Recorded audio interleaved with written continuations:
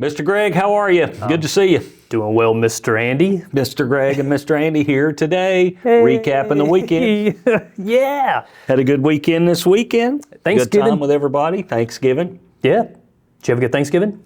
I did. Good. Ate too much. No. Yep, like No. everybody else. Come on now. Had a good time. Well, How good. about you? Yeah, man, we had a great Thanksgiving. We got out of town for a couple of days. Pretty much all of our families over towards the Raleigh area. So got away for a couple of days, but made it back in time for Sunday church. Yep. And so Had a good weekend. Baptized, I think, 9 people over the weekend. Yep. Great time. It really great time. was. I think we ended up with 4, maybe 5 people saying yes to Christ this awesome? weekend as well. Yeah, So we love that. that's becoming a weekly thing here that God's drawing people to Himself, and it's always a time for us to celebrate as well. And man, had a great time concluding up this series, The Fall. And I tell you, I was thinking about it this morning as we were coming in, getting ready to do today. This has been one of those series, man, that just feels like every single week, man, there has been really practical steps for people to walk away with and to take as we have discovered, what took place there in Genesis 3 and how that affects us today. And man, what do we need to do with that? How do we walk this out that God's calling us to walk out a life that honors Him? So, man, really great job. And every single week, I think we've said that, but man, just every single week, really giving us very practical steps that we need to take into helping to honor God with our lives. We certainly want that. We don't want to just come and say, hey, that was a good message, felt good, and not have a takeaway that I can go and apply. We struggle with that. We really do. Oh, Some absolutely. messages lend themselves to that, but we talk about it, you and I, a lot. We'll come out of a session talking about the messages and say, what do we do with this? Right. So what's the action step? So we try, and I'm glad that worked out. Yeah. There's a whole lot to be said. There's a lot in the subject of the fall that we didn't cover. Right. We're kind of here on Christmas and we're starting Christmas. I think this series could have gone on a couple more weeks, but Right.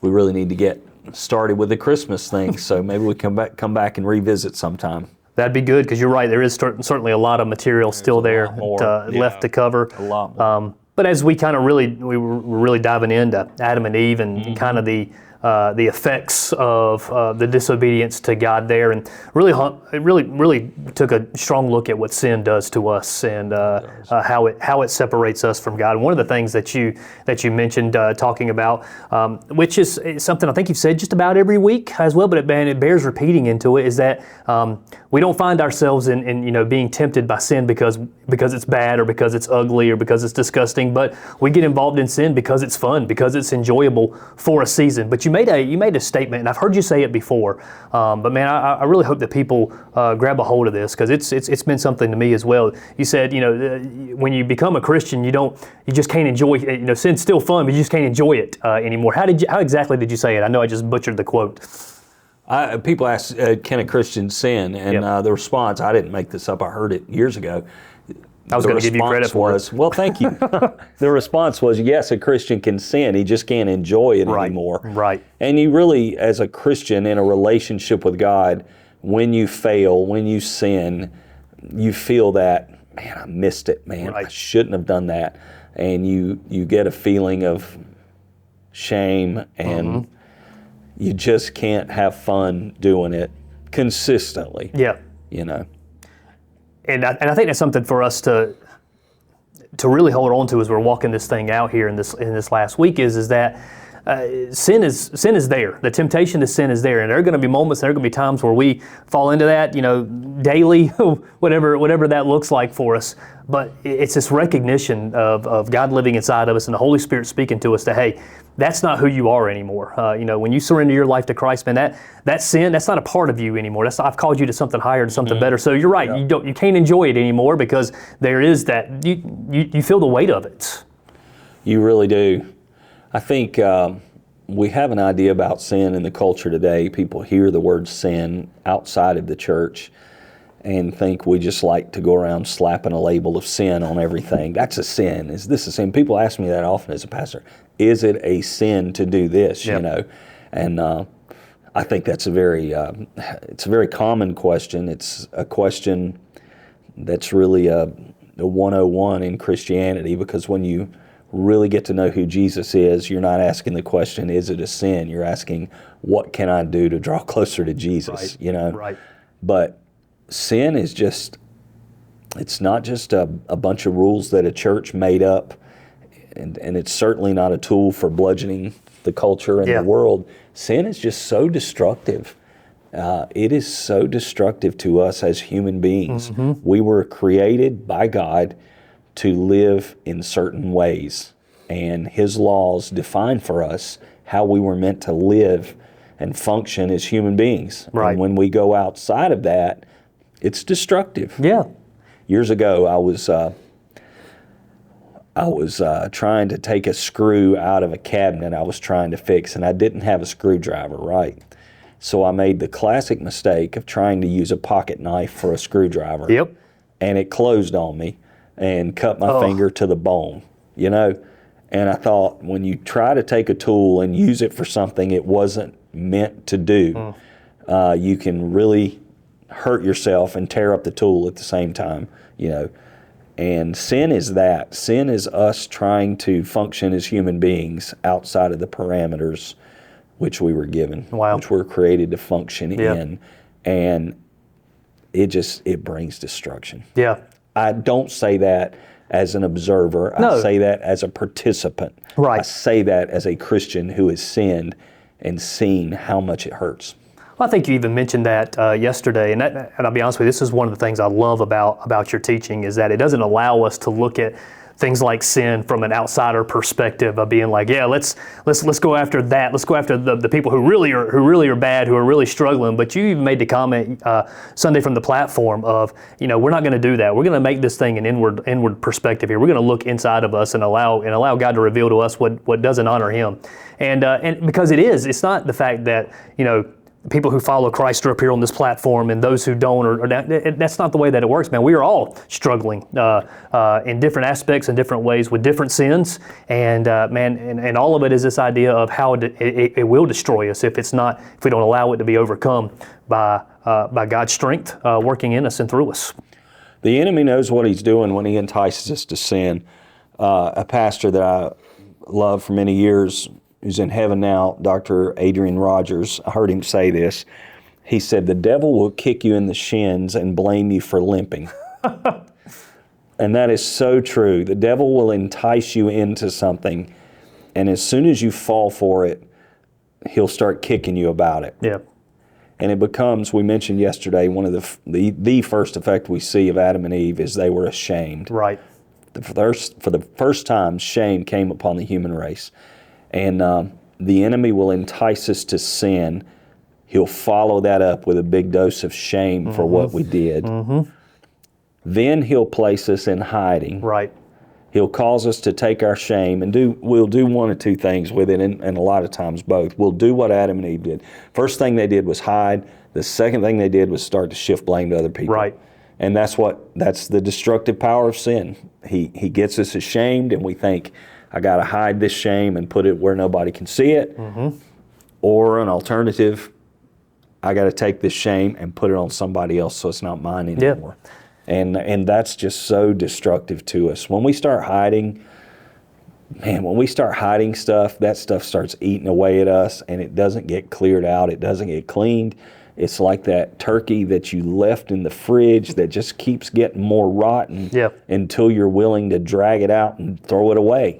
And the blame game is another. It's just a hopeless journey. When you hide sin, there's not a lot of hope because you're not going to deal with it when it's hidden. When you blame other people, there's no hope because you can't get help until you accept your responsibility in the situation. I think that we get into this place of where we feel that shame and we put it into hiding. And part of that is because we feel like we're the only ones. We buy into this lie that the enemy tells us that, hey, you did this, and if anybody ever finds out, you're going to be even more isolated than you are right now. So you better hide it so that nobody will figure out that you're this dirty little person or anything like that. And we've got to be able to overcome that by finding people that we can be honest with, that we can be real with, and that we can confess things to. One of our values here is authentic relationships, where we've got those people in our lives to be able to have those really honest conversations with. And I find that for just a lot of believers out there, we are missing that kind of relationship in our lives. Somebody said once, I heard it years ago, that you ought to have somebody in your life that knows everything about you. And I think that's true. I don't think that needs to be 10 people or maybe not even 5 people, Not your people that follow you on social media. but at least one. Yeah. I think it was Thoreau who said that most men live quiet lives of desperation, that they're desperately struggling with something, and no one else knows about it. It's quiet. It's inside of them. So I think one of the keys for us is to have someone we can talk to. I'd like to say also, as a pastor, I don't do a lot of counseling at all anymore. Right. A very limited amount of any type of counseling that I'm able to do, but I've done it for years as pastoral counseling. And I've had so many people in about 30 years of ministry come and tell me their deepest, darkest secret. Some of them who've been holding on to it for years, and they come into my office scared, fearful, trembling, crying, all of that stuff. And they tell me this thing that is so deep and so dark and so bad to them. When it gets out in the room, a lot of times I'm like, I've heard that this week already from somebody else. Yep. It's not as uncommon as they typically think. And they come in saying to me, you're just never going to think the same way about me again. And I'm like, hey, I had no illusions you were perfect in the first place, Right. And here's another thing that happens. People will tell me this deep, dark secret, something they really struggle with. And maybe years later, they'll bring up, you remember this, and many times I've completely forgotten about what it even is. I don't put that label on them for the rest of their lives. I'm like, oh yeah, I remember that now, but I haven't thought of it, and wouldn't unless you brought it up again. So laying out that big, deep, dark secret is not as scary oftentimes as we make it out to be. Exactly. And it's extremely liberating. Right. You Yeah. know, I had conversations just yesterday with people saying, hey, that is so true. When I finally exposed that deep, dark thing I was scared of, I was so free, I think there needs to be caution with that. Sure, You don't yeah. go to just anybody and do that, and you Right. certainly don't post it on social media. Some people would go to that extreme. But I think it's finding someone you really trust Exactly. and just being honest with them in a safe environment. I think that's great, and I hope that's a step that people will take if you don't have those people in your life. You haven't taken that step yet. And find one person that you can be that real, that honest with. And if you're, I know you're watching online, but man, if you're a part of the Upward community, man, we've got connect groups. That's a great place for you to be able to find those people. Really is. That's where the life of the church really is, Yeah. in those groups. On the blame side of the equation, when we move away from hiding and we move over into blame, I think we have to acknowledge, and I really tried to do this weekend. Whether I did a good job or not, I'm not sure, but sometimes there are people who legitimately are to blame for some hurt we have in our lives. Yeah. They really are, especially if it's like an abuse situation of a child and an abuse that they weren't directly responsible for in any way. That's one of the lies of the enemy, by the way, with that kind of thing. You're abused as a child and you say, well, it was your fault. It certainly wasn't. What I'm trying to get across in this is, yes, there are many times that other people share some or all of the blame for what's happened to us. Right. Even then, there's a certain responsibility we have to take for our own well-being and our own personal growth through that and eventually past that. And I think it's important for us to recognize our responsibility. I've learned over the years that taking ownership of my situation is so important. Not taking it away from God and not just realizing that I have a responsibility for my own life, for my own growth. Yep.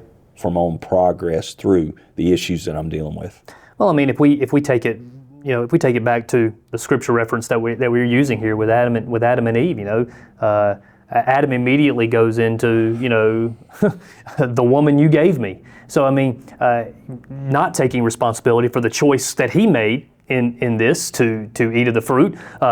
He immediately goes into the blame. And I just think that's so easy for us to do, is to immediately, and there are situations that you just described where the person is not at fault, but there are plenty of situations where we bear some responsibility in the decisions and the choices that were made, but it's just so easy for us to try to blame somebody else for the situation that we find ourselves in. And we do have to take responsibility for our part in whatever and wherever we're at in life.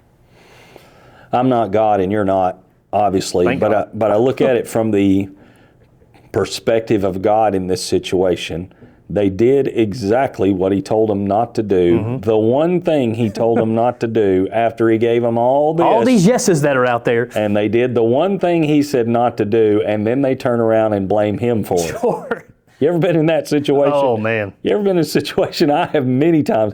People came to me for advice, and I said, of anything you do, don't do this. And they go right out went and and did it. do it, Yeah. and then come back and blame me for the Right. mess. I've had that happen before. That's not a fun position to be in at all. You didn't say I told you so? Oh, I have many times. Oh, okay. All right. Yeah. Just making sure. People always say, I'll never say I told you so. I don't make that You promise. never make that promise, do you? I hope not to do that within condemnation for anybody, but I've thought it more times than I said it, I'll tell you that. Well, as we are wrapping up this series, putting you on the spot, as people are walking away from it, what do you hope is the big takeaway from the series? We usually have weekly takeaways that we want people to walk away with and take these steps. Big picture, what do you hope people walk away from this series? There is the problem of evil in the world. And you get asked this question, if there is a good God and an Right. all-powerful God, and there's evil in the world, then either he can't do anything about it or he doesn't care. In other words, he's either powerless or he's not really good. So people want to bring that argument against God. If God was as good and as powerful as you say, evil wouldn't exist. I know the fall makes the case that evil came into the world by the choice of man. Right. That God created the world good and pure and holy, but he gave his creation the ability to choose to rebel against him. Even back to the fall of Satan, he had a free will to be able to do contrary to what God had commanded him to do, and as did Adam and Eve, and they made the wrong choices. I want this series to help people struggle through that and recognize that that the evil that we see, the death, the sickness, the division, it comes from our choices. That's not the way God intended the world to be initially. And making us free moral agents created the potential for evil to come into the world. And that's a result of our choices. There you go. So I hope people get that. I hope they also just get a sense of what we talked about earlier, that how destructive sin is and how to avoid its traps. Yeah. And the invitation to which God invites us to unbroken fellowship with him. That's good. That's what I want them to get. That's good. That's really good. Well done with this series. It's been fun. Yep. It's been fun. And now we move into Christmas. Man, Christmas is here all of a sudden. Boom. Christmas music, Christmas movies, Christmas decorations, all of it is here. And I love it. I'm ready. We're going to be Glad you love it. decorating in here this week, Yep. so I'm excited to see. All right. We'll see y'all next time. It'll be Christmas. Yay.